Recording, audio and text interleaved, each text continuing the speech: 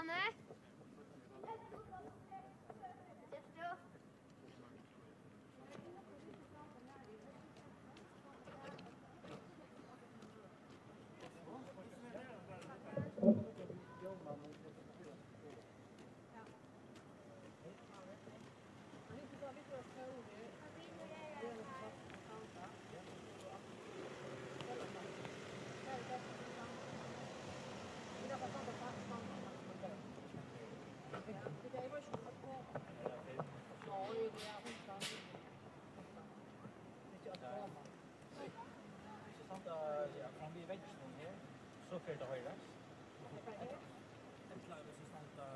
Sint när vi ser mikrofonerna.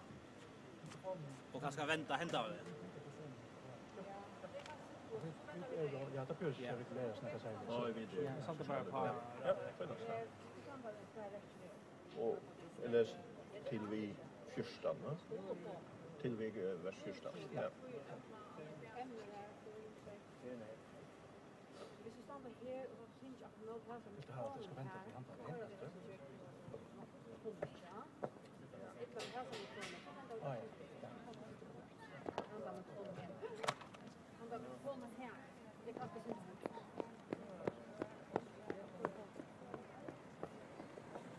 Ja. Ja. Ja. Så det här är sant. Ja. Ja.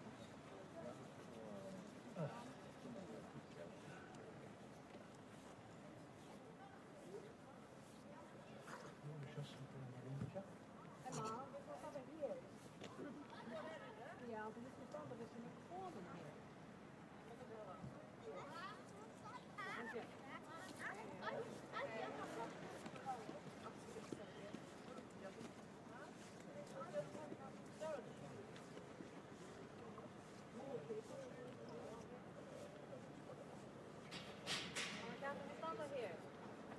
Står vi ska mamma komma?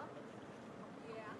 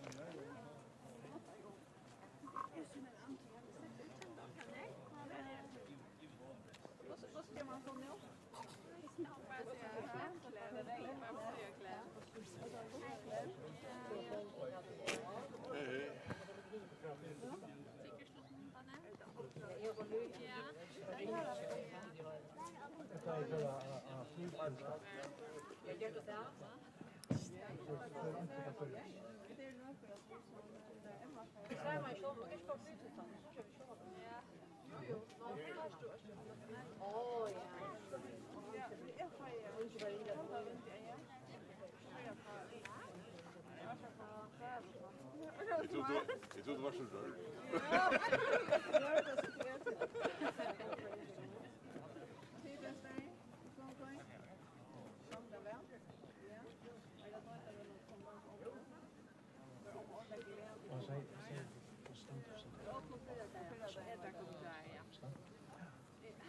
Jag har alltid kvar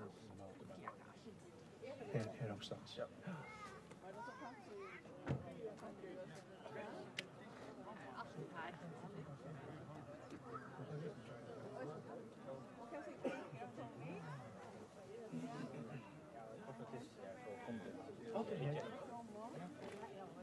Niklas. Han kostar oss. Portela. Det här vi ska starta. Portela. Ja, paj. Så. Okej.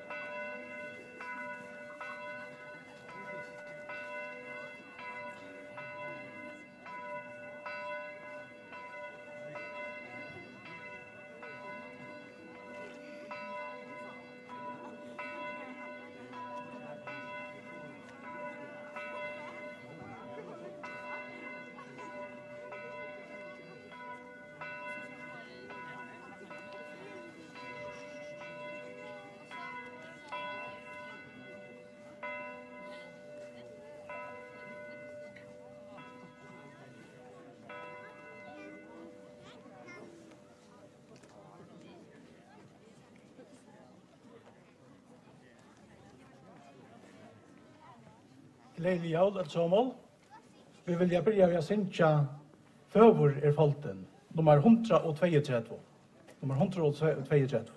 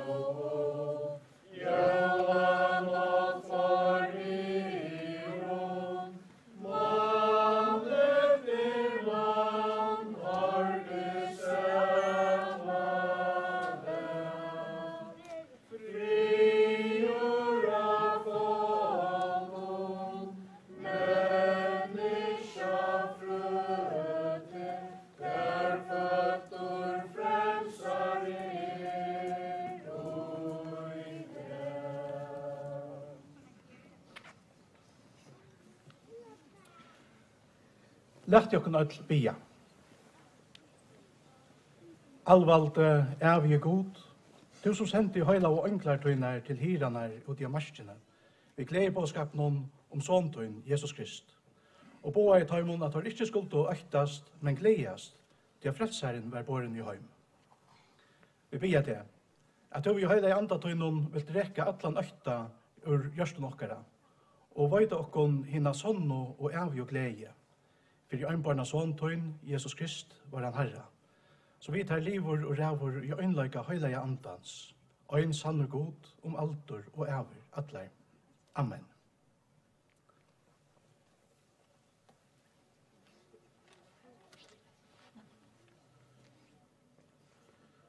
Vi skulle så høre det kjente jølaevangeliet som det skriver til Lukas evangelistet i kapittel 2. Men det hendte jo i tøymon døvun at det kom på fra Augustus Kaisara om at alle heimeren skulle være skriva over i mantal. Hetta fyrsta mantalet var medan Quirinius var landshøvdinge i Syrielandet. Og alt føra var skriva hver i Atarbygdsøyna. Men nøysene Josef før ur Galileo, ur bygtene Nazaret, nian til Judeo, til Davids bygd som heter Betlehem, tog han var slektaver av Davids huset og at vera skriva over saman vi Mario, trolov og festarmøy søyne som var vid baden.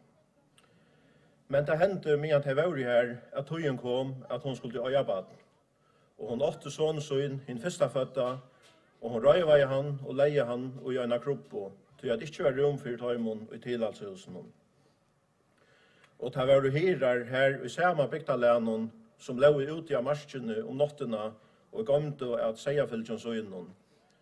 Og så i angel herrans støtja tøymon og dård herrans ljømai rundan omtøyr, og tar var ekvolega øttafotler. Og angelen sier vittar, øttest ikkje, til så er kunngjere tikkun en stor glede på, som skulle være for i alt fölkje. Til at tikkun er i det en frelsare føtter, som er Herren Kristus i Davids stege. Og hetta skulle det hava til merskes, til skulle finna et baden, røyva og litjande og i øyne kroppo. Og i som stund vær til englenon en fjöld av himmelskon herskæron, som lov av gode og søtte, høyr være gode i høgsta himmele, og frier av gjør, og i menneskjon gaur tortje. Amen.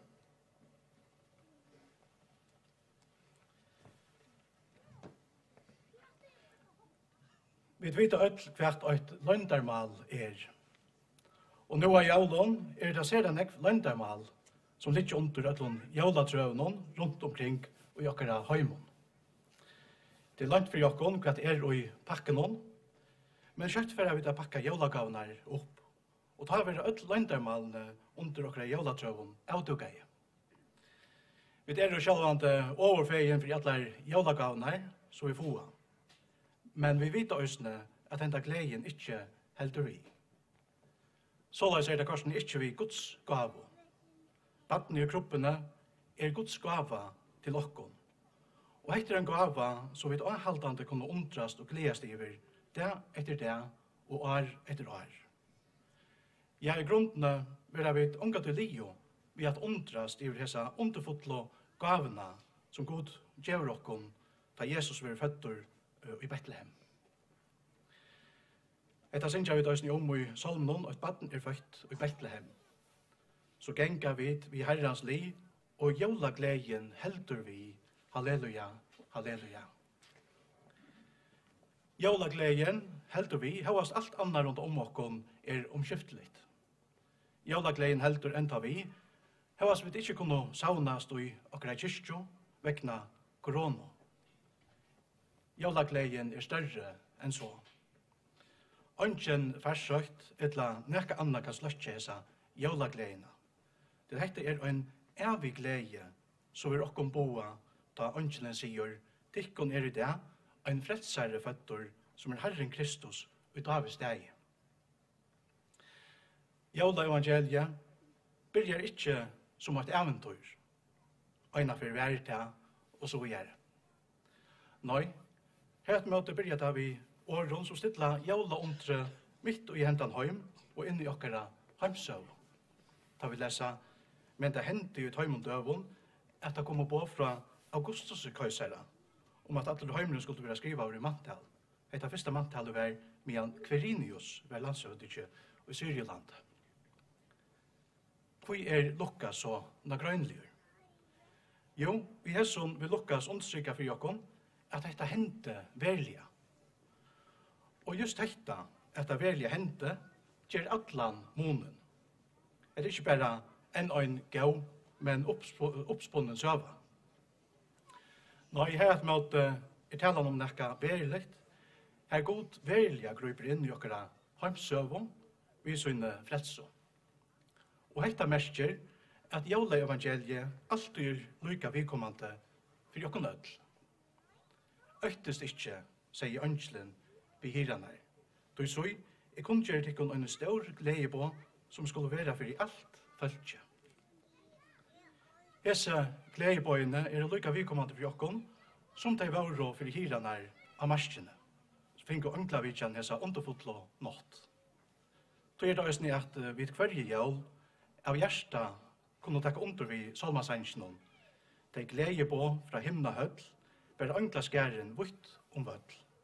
Om nøye på ur Davids sted, tog synsja vi en hjertans glede. Om jævla på ur Davids boi, vi synsja nu vi tunken nui, da ønklar av oss sunke ut, lov, tøkk og pryster, være god. Jeg tror at jævla omtre verlige hent, jeg tror at Jesus verlige var føtter jævla kvöld, for så mange kunne så gjerne, og jeg tror at han verlige han frelseren som Herrens ønskjel sier han være. Jeg tror kunne to, og jeg atter i år, og av kvarjon åre som av Jesse, av hjersta, sinja, jeg gleder så hvert jævla kvöld, til Jesus føddest ta. Vi kunne verlige gledes hvert jævla kvöld, og sinja gode prøys, til at han vi frelseren hon hever åpna dittner for jokken inn i kjolt paradis.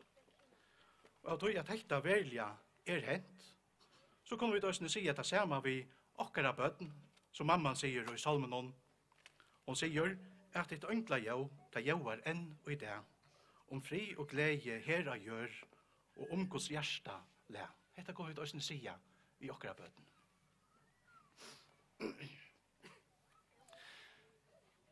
Jesus frelser okkon inn til sin egna fri. Den himmelska og evige frien, som øynast han kan gjøre okkon menneskjon. Etla som Jesus sjálfur sier øynastande, «Min fri gjør jeg dikkon.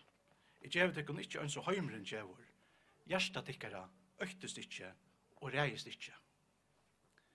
Vi kunne velja lova gode saman vi ønklenon, ikkje bare øynafer om åre, men kvendt det og okkara løyve. Det at okkon en frelsare føddur. Han frelser okkon inn til han frien som reker ut atlan økta. Vi frelsar noen, har vi finnst lot og gjennom evige frie vi en livande god. Jeg snir frieren som Jesus gjør okkon, fyller okkon vi sannare frelse og glede. En glede så fer okkon til å lova gode saman vi angla fjeldene. Høyur ver gode og i haksta himle, og frier og gjør, og i menneskjon gavur tøtje. Guds gav tøtje, hans er feir kærløyke, hans er frelse og vilje, hans er miskunn, som ikkje vil trøtt av a fyrtjeva, fevner nu om te og me. Tog hava vi døsne alle årsøk til å glede saman vi hirenon, så funnet badene røyva og lykkjante og gjerne kroppo. Dette var jo ikke øyn og kvør som la her. Nå heter det tøyn og moin frelsare. Jesus han kommer til okkon ødel, begge ung og gammel, og han det samme fyrir okkon ødel. Han okkara frelsare. Det gjør altså gaua møyning begge sia og synsja gledelig jævl. Det jævlene ber okkon jo henne største og beste tøyendene som heimre nekrantøy hever hårst. Tikkon i det en frelsare fødder, som Herren Kristus og i Davids steg. Hese gledebøyene var ikke øynast for hirene ute av marskene. Gledebøyene øysene for okkon. God han ser okkon, han kjenner okkara liv, han vet alt om okkara glede og om okkara sorg. Han vet akkurat hva vi da har bruk for det. Og i sin kærlega vil han gjøre okkon det beste gavna som vi i høver kunne få, nemlig sjølvan Jesus, badne i kroppene. Vegna hesa jólagavna, som vi da finnes fra gode, kunne vi tog i ötlun lussens virskifton og hverje jól synsja, så vi får synsja hana løyto. Gledelig jól, jauar av himmelig ønglalea, arme syndare, øktastøyne jo, glede båskapen høyrer to, Jesus fødder i det. Jesus fødder i det. Amen.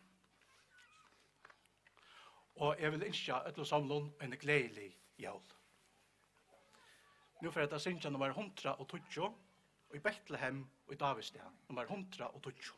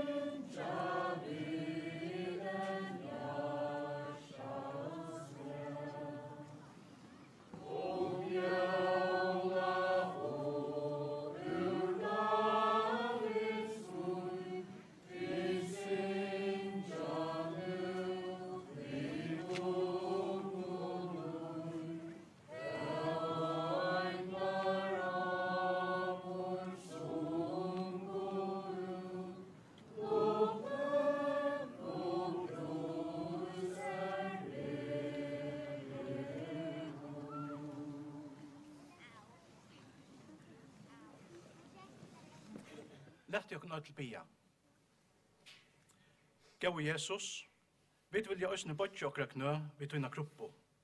Vi vita at vi unga du vil lio at takka til for det store gav som du gav stokken da du laste fua inn i endan heim. Vi bia det at du avhaldande måste vise okken mer og mer av det så at vi her vi øsne læra betur og betur at takka til tjena til og djeva ørungavur lukka som to sjálfur vi tøyne føying, vi tøyne løyve, deia og opprøst, jeg vil givi okkom det største gavo som finst, til sjálvan og evigt løyv saman vi her. Høyre okkom i Jesu navne, da vi bia bønna, som to sjálfur lærte okkom. Fei var, to som ersta himnon, høylagt vere navn tøyt, kommer røykje tøyt. Vere vilje tøyn, som i himne så gjør. Gjev okkon i det okkara daglige brei, og fyrir gjev okkon synder okkara, så som vit øysne fyrir gjev tøymon og møti okkon synda. Og løy okkon ikkje i frøsningar, men frels okkon fra tøy etla, det at tøyt røykje valdi og høyren, allar æver. Amen.